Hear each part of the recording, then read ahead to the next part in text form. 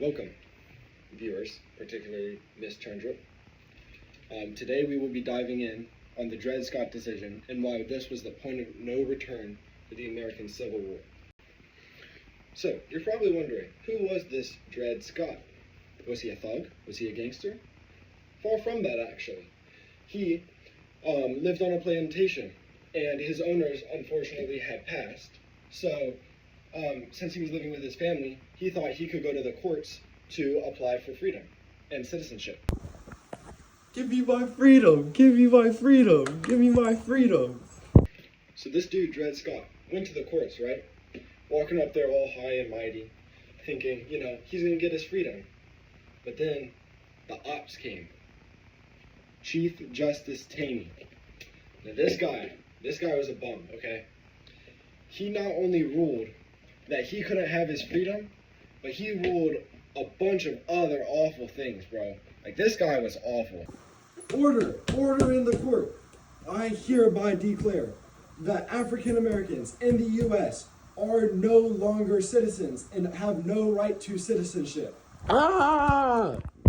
He basically eviscerated an entire population's rights overnight. The next ruling he made basically declared the Missouri Compromise of 1820 unconstitutional. Congress, it ruled, had no power to ban slavery from any federal territory. The central political doctrine of the free soil, quote unquote, the core belief of the Republican Party, was declared illegal. Your Honor, do you remember the Missouri Compromise? Missouri Compromise? What's that? Who cares about that, bro? It allowed popular sovereignty? Bro, popular sovereignty, states being allowed to choose what they believe? Yo, we're getting rid of all that, bro. That doesn't need to exist anymore. And finally, the most wild one of them all. This dude nationalized slavery by defining an entire race of people as property. Just dehumanizing them, getting rid of them completely. Which basically now meant that if you were in America as a black man or woman, you weren't safe. You automatically were a property. You were someone else's. You weren't a person anymore. Order in the court. I also declare that slaves are property and not people. Now, you can imagine the type of outrage this caused throughout the country. The South, obviously, they were probably pretty happy, Howdy, yeah, over there, real happy about getting to keep slavery, basically making it legal everywhere and preventing any abolitionist movement from uprising. We want freedom! We want freedom! We want freedom! We want freedom! Now, it basically just destroyed every moderate political solution. Like the Missouri Compromise, letting slaves be entered as a free state and another state being entered as a slave state, gone.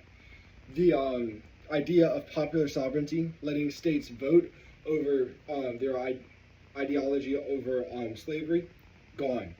Like, there was no chance in America for slavery being abolished now because of this one act, or these three acts.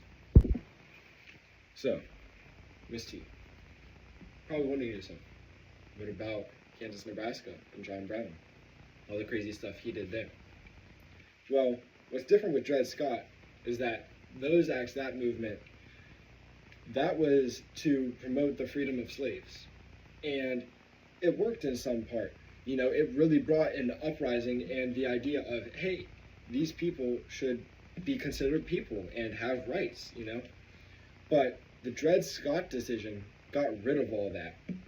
And so when Lincoln comes into office in 1870, I don't quite remember. So when he comes into office, the South is very worried because their way of life, he fears that he will get rid of. And so, especially now that the Dred Scott decision has just been announced, he's afraid that the South is now afraid that he's going to get rid of it and their way of life. And so having all this massive tension in the U.S. is it's going to cause a divide in the country and cause so much political unrest where it's going to cause a civil war, and it's going to be the point of no return, the Dred Scott decision.